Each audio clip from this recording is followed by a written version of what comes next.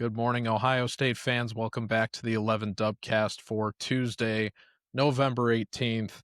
I'm joined by our film guru at 11 Warriors, better known as the voice of the voiceless lunatic Fringe at this point of the season, Kyle Jones. Mr. Jones, are you how are you feeling after being in such a cantankerous mood coming off of your rewatch of the previous Ohio State win? This one was a little better, a little more enjoyable this time around. Although, as we'll get into, you know, limited takeaways, but yeah, feeling a little better about what we saw this week. Limited hot takes. I Yeah, love to hear it. We, lukewarm takes, yes. as they were. Yeah, We will get into observations from Ohio State's win over UCLA this past weekend, but before we do that, we want to give a quick shout out to our sponsor at the 11 Dubcast and 11 Warriors this Ohio State football season. That would be First Bank of Central Ohio. From game day to workday, First Bank of Central Ohio is proud to support the business owners that keep Central Ohio thriving. They're locally owned, business focused, and always in your corner. Give them a visit at fbcentralohio.com. Now, Jones, where we left this off last week was we called it, I believe, it was the most frustrating rewatch. infuriating, infuriating. Infuriating was the Yeah, word that you used. yeah. Infuriating rewatch of the season for you relative to the Purdue game. And when that made film study highly anticipated more so than usual. The social media was hot when the Dubcast came out, and people were saying, "Oh boy, Jones is all fired up, and he's not happy with what he saw." So it was going to be interesting coming into this one. I was much more interested in. It's kind of a given at this point that Sayin is going to perform well, and that they're probably going to roll UCLA over in the first half, and then ideally we're going to get to see them fine tune the running game down the stretch. One of those things happened, and we're going to get into Sayin in the second half of the show today relative to your expectations and what you observed. But it was a better day for the rushing attack overall than what they had against Purdue. One of their better games on the ground of the entire season, really. Now, it's got to be taken with a grain of salt that it was UCLA, and they don't profile as having a great run defense. And after last week, they are a 3-7 team, and they were missing their starting quarterback and what have you. But wounded animal, wounded Bruin as they may be, it was still a 222 team rushing yard performance for Ohio State.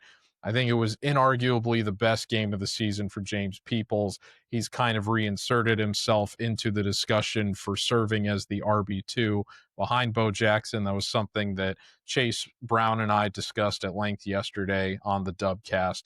But I'm curious what your overall observations were for this game relative to the foul mood that Purdue put you in. Did you come away more encouraged, or given what I just laid out about UCLA, were you willing to just kind of write this off and you still remain unconvinced? Yeah, I think with the offensive line, it was better. It was better than what we saw the week before. No questions asked. I think it's important, especially relative to the conversation we had last week and what we showed on film study, to kind of think about how we evaluate something like offensive line play to begin with. Like, first is just straight up ability. And I think that's where people have the most question marks about Tegra Shabola. Is he the most capable? Does he have that ability to win consistently against, who you're seeing it, on the opposition each week? There's no questions about the tackles. I think I have questions about, the guard and the other guard and center, but I think they against UCLA, ability was not in question. And really against Purdue, it was not in question. There really hasn't been a game since Texas where there's been a question about ability. The concern is consistency and execution, right? Like, and preparation is really the better way to say it. Like, are you prepared for what you're going to see? Which I think we had real questions about. Like last week we discussed, we talked about on film study, and then the consistency. And I think that's the other part where you look at the interior of the line, you go, come on, guys, how are we still missing these things? And against a team like this, and, watching this game against UCLA, it really felt like watching an early season non-conference MAC game, to be totally honest. And I say that in large part because UCLA didn't have their quarterback.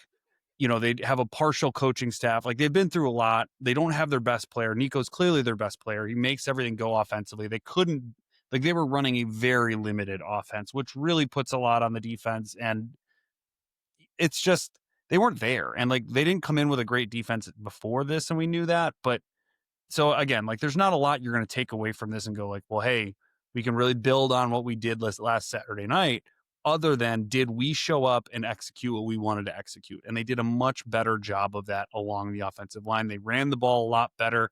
The backs, all did pretty well, I thought, vision wise. I think there were a couple examples, and we might show them this week in film study, where I think Bo Jackson's like a degree ahead of Isaiah West. But I think, look, West obviously had that really long run. He played well.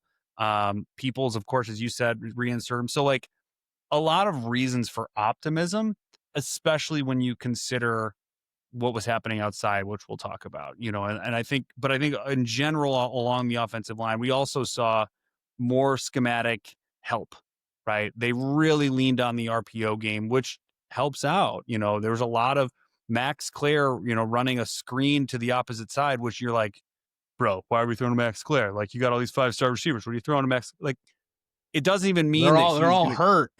Right, exactly. They're all hurt. They're all on the sideline in sweats.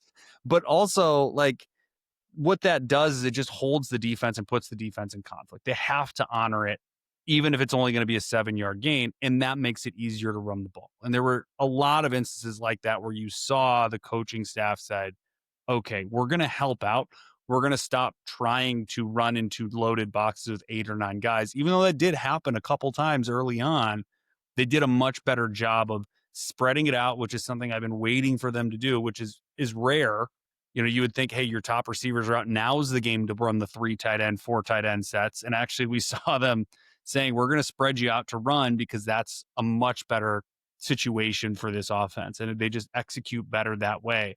And so I think there's more to be encouraged of, but I'm also not going to say like problem solved, leave it in the rear view. Everything that I was concerned about the week prior is now completely behind us. I do think it's interesting that if you go back and you look at who Ohio State named players of the game, I believe 2 of the 3 were interior offensive linemen, and then the third was actually one of the tackles. So I think that is a direct shot at you and your Yeah. commentary from last week. I will say this. Phil Daniels was awesome in that game. We all have our issues with like PFF put thing, like he was the highest graded. Like, I actually agreed with that.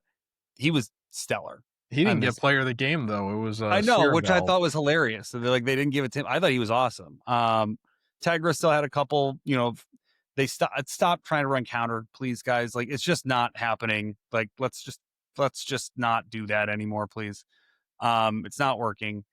But overall, like, I was a little surprised why they gave it to Hinsman, honestly, because I think there were some questions in pass protection, which was really tied to why, as we'll talk about, I think Sayin kind of took not a step back. I'm not saying he took a step back, but it was not the super hyper efficient game that we've been experiencing the last month, right? Like, this was probably one of his worst games that we've seen this season.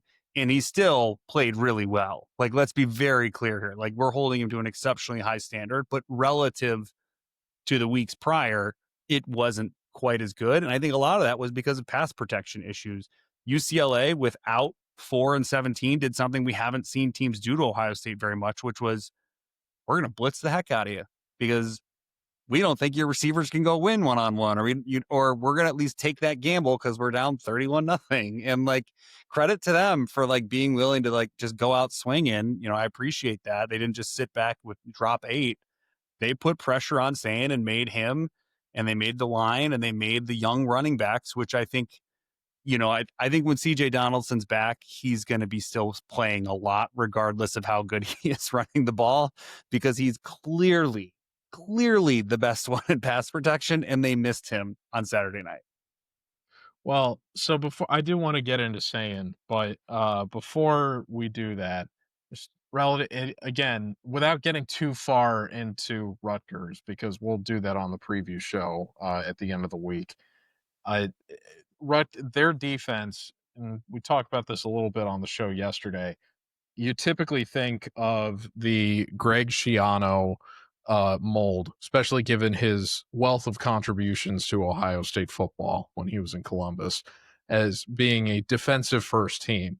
The Rutgers defense this year might be one of the worst in college football. It's So, bad.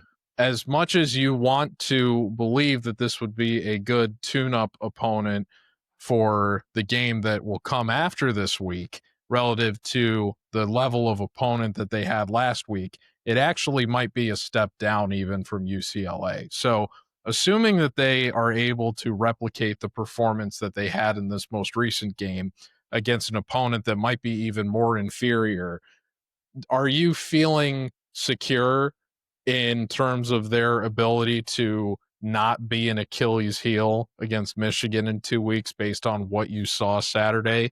Or are you still within a reasonable amount of doubt that you're going to be unconvinced until you actually see the product on the field in Ann Arbor? I'm still gonna have a couple of questions. I don't think it's enough to truly cost them the game against Michigan, and I think a lot of that will do with game flow and Michigan's inability to score. And even if Ohio State gets stopped a couple times because of those executional errors, I'm not necessarily as concerned about the outcome of the game in general, especially after what we saw on the north side of Chicago this past weekend. I do have other concerns about Indiana. I do have other concerns about teams that they will see in the playoff. That's really the concern here when it comes to this offensive line is Georgia's starting to round into form. Georgia's got NFL guys on the defensive line. Notre Dame's going to be nasty still. Like they're not saying like they've got 5 stars or first round picks, but we know what they are. We know how they show up. We know how Freeman coaches those guys, and they look like they're rounding into form, and they're probably going to be in the playoff too. And Quinshon Judkins ain't walking through that door. correct. And so like there's a little bit of that, question mark of okay, what happens, especially if Tate and Smith aren't fully healthy? Because I think you saw what this offense is without them is a different. It's not bad. I'm not trying to pretend like they can't move the ball. They're lost. This is, terrible. But like it's a different outcome. Like especially when you don't have. I mean, we saw the deep ball at the beginning of the third quarter. I think it was Mylan Graham. It was either Graham or Rogers, but Sayin through that deep post off play action in a ball that we've seen 17-4 come down with how many times this season. And without them being that guy, it was an incomplete pass. And suddenly you're looking at 2nd and 10 or 3rd and 9 or whatever it was. And like that's different. And that just changes what your offense is. And it forces a lot more of that focus on the offensive line to execute play in and play out. Well, let's talk about Sayin for a moment, because as I had alluded to off the top, like in a game, my expectation for this game was Sayin's going to have his 4th in a row where he throws for over 300 yards, completes 80% of his passes, and then the second half they just spend salting the clock away. The second half they salted the clock away. They were up 27-0 at halftime, but it wasn't really a product of the passing game, which had a bit of an atypical performance relative to what we had seen recently. And a lot of that had to do with the fact that Jeremiah Smith was clearly playing compromised. Frankly, I thought it was a bit surprising given what we were hearing during warmups that he even played at all in this game. And Carnell Tate missed his 2nd straight game. Again, the injury has been framed in a way where if they were in a much more dire circumstance than being favored by 30 points against the last 2 opponents, he probably could have toughed it out and played. But in the interest of thinking long term, they kept him out. In that sense, it was surprising to me that they didn't elect to treat the Jeremiah Smith situation the same way. And given that he left the field on Saturday when the game was already over, still kind of hobbled in his own way, you're surprised that they opted to even have him play in this one as much as they did.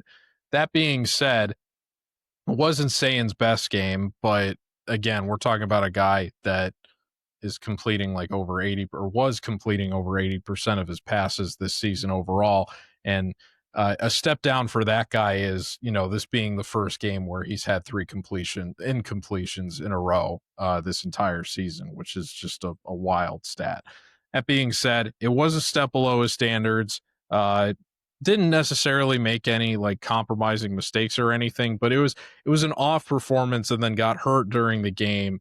And then we saw more of Lincoln Keenholz in relief than perhaps maybe we would have anticipated for a player that they're trying to give a little bit of a Heisman push to. So I guess my question for you is, were you at all discouraged by anything that you saw from Sayin, given that it was a bit of an off performance, or are you largely chalking it up to the fact that he didn't have his usual weapons available, and that once everybody is hopefully fully healthy for the big time games still to come, we're going to get right back to what we've seen over the last month or so from Ohio State's quarterback?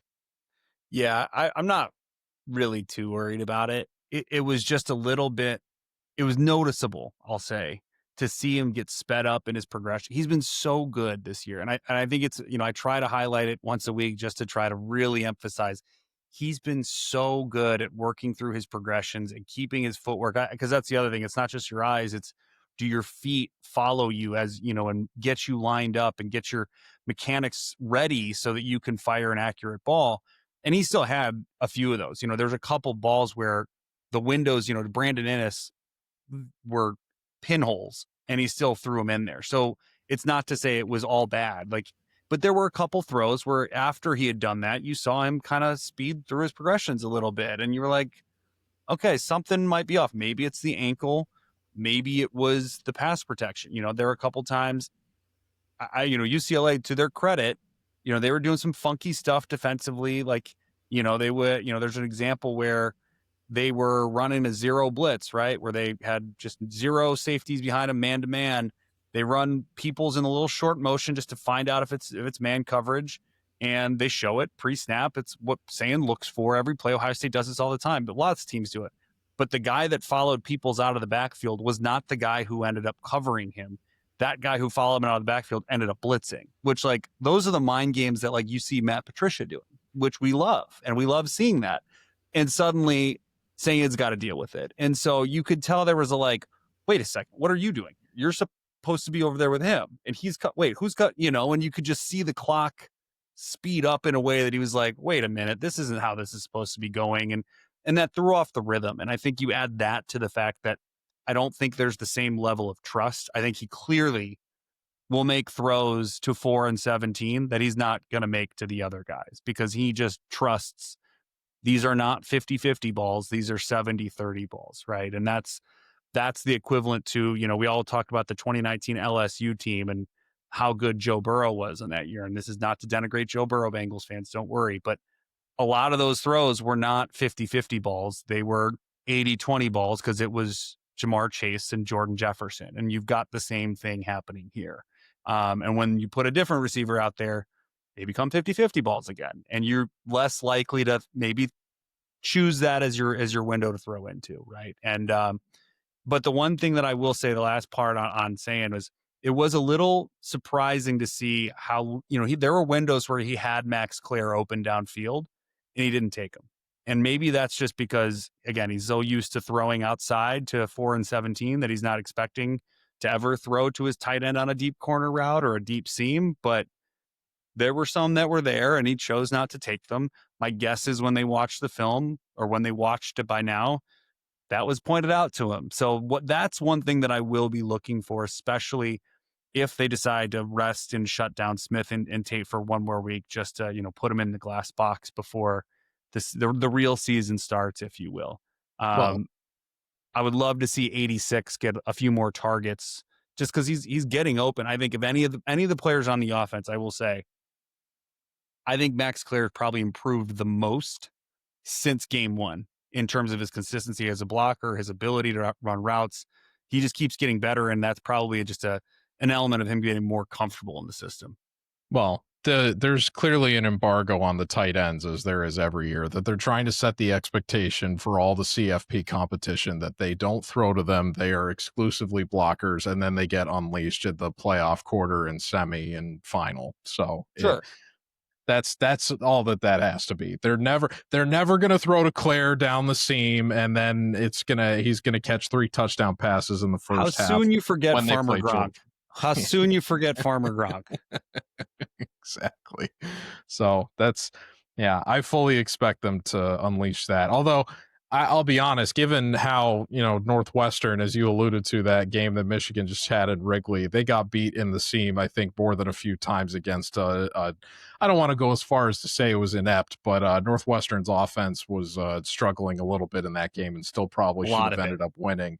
A But where lot they of it. were having a lot of success was hitting the tight end on the seam routes, and you would like to see Ohio State recognize that in film and say, you know what, as much as we would like to put off putting this on tape until December, we really got to win this game against Michigan. So I do let's think just they're go gonna. ahead I and think let it they're gonna rip. open the can in Ann Arbor. I don't think they're gonna wait till Indy to do it. I have a feeling after how last year went, they might be a little more willing to open some of those extra pages in the playbook. I sure hope so, especially if your worst fears about the running game are realized in Ann Arbor. But we've still got another week to tune it up, albeit against slowly Rutgers and Mr. Schiano. But it'll be interesting to see what Ohio State elects to do, particularly not just with the ground game, but if they take maybe a little bit more of a conservative approach than they did for their entire receiving core relative to making sure they're healthy. Who's to say if, how much of a leash is Julian Sayin going to get relative to, wanting to guide him as he continues his pursuit of the Heisman Trophy versus making sure that that ankle is fully healthy for a much more important game against Michigan. At the same time, do you want your three most important offensive players to all be off for a week going into the most important game of the regular season other than the first game of the season? So I think they're going to have to strike an interesting balance between keeping guys healthy and keeping them just fresh in terms of feeling comfortable out on the field. Not that they wouldn't be if they didn't play entirely, but you would just feel more comfortable if they were in a rhythm as opposed to, I mean, if they keep Tate out again, that's going to be 3 games in a row where Tate hasn't played where he otherwise maybe could have. How comfortable is that guy going to be? So it'll be interesting to see how they approach it with Rutgers this week. But ideally, there will be less mystery with the ground game, and they will have a nice encore performance relative to the one that they just had against UCLA that left you feeling more encouraged than it did last week, it seems. And you'll get to see the details of that on film study this week when it drops on the 11 Warriors YouTube channel Thursday afternoon. So make sure you are subscribed to the 11 Warriors YouTube channel for when that drops. And we're all looking forward to it. So, Jones, thank you very much for helping us tease out the next installment of your series today. And thank you for tuning into the 11 Dubcast. Thank you to our sponsor, First Bank of Central Ohio. We will be back tomorrow with our faithful deputy editor, Dan Hope, for the next episode. Until then, take care and thanks for tuning in. We'll see you soon.